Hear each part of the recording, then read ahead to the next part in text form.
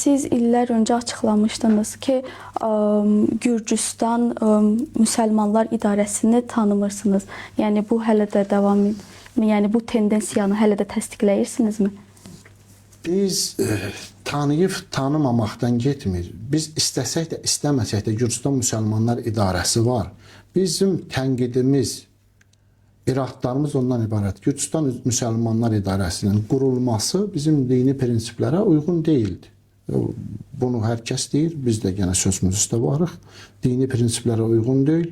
Müəyyən qaranlıq qurum və quruluşların əlindən qurulub. Kimlər üçün də orada işləyirsə, əzizdir, dəyərlidir, bizim üçün hörmətli qardaşlardır, onlar üçün qəbuldur. Biz istəməmizin aslında onlar da var, biz də varıq, başqaları da var, varıq. Amma bizim üçün mühüm olan nədir? Bizim üçün mühüm olan Cəfəri Şiə məzhəbinin prinsipi müəssisə idarələrdir. Xeyr, bu deyil. Bizim üçün mühüm olan mərcəiyyətdir, müştehiddir, onun vəkilidir. Əsl şiənin, müsəlmanın yəsi. Vəkil kimdir odur? Hansısa qurumda olmaq, hansı adına olmaq ona rəhbəri eləmək deyil. Onlar kiməsə xidmət edə bilər, ya bir müəyyən quruma, ya müsəlmanlara, ya... Yəni, mühüm olan biz əsl mərcəiyyətə nə qədər bağlıyıq və mərcəiyyətin təsdiqini nə qədər almışıq. Mərcənin vəkili kimdir? Şiənin əsl sahibi, böyüyü odur. Çünki bilavasitə müştehidə bağlıdır. Vəkildir. Hökm verən odur. Ya bizim, ya başqa bir idarədə olanlar. Əgər, məsələn, hansısa bir şərhi məsələ çıxırsa, müştehidindən sən alanmasın, özünə hökm çıxardanmazsan ki sən. Müştehidin qərarı olmalıdır. Hökm onundur. Yəni, bizim çoxluğumuz hansısa idarənin olub-olmamaq əsas deyil, əsas mərcəiyyətdir. Bunu deyən dövlət də, hər kəs də bunu belə başa düşməlidir. Öz şiələrimiz də, müsəlmanlarımız da ki, hansısa bağlılıq yox, əsas olan mərcəiyyətə bağlılıqdır, müştehidinə. O fərq eləmir, Nəcəf məktəb ola bilər, qum məktəb. Müştehid, şiədə bu gün canlı kimdirsə, var olan, onun vəkili olandır.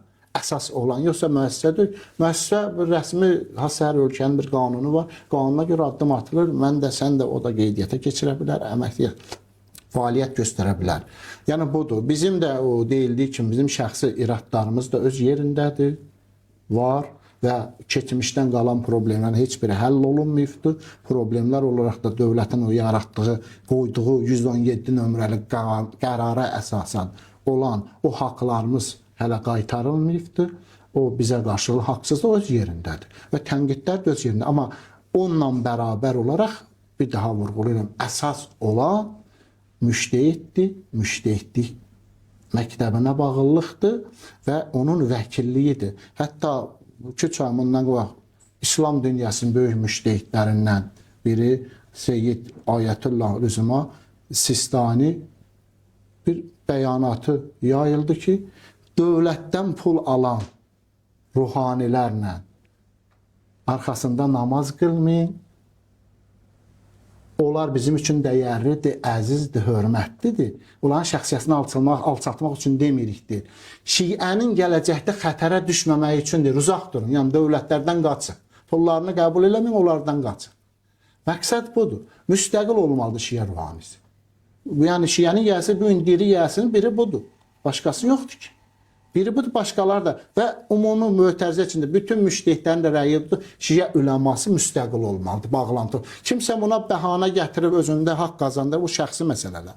Müştehidlərin düşüncəsi tarix boyu İmam zamandan sonra bu günə kimi budur ki, şiə mərcəiyyətə bağlı olmalıdır və xalqına bağlı olmalıdır, mərcəiyyət əlinlə idarə olmalıdır.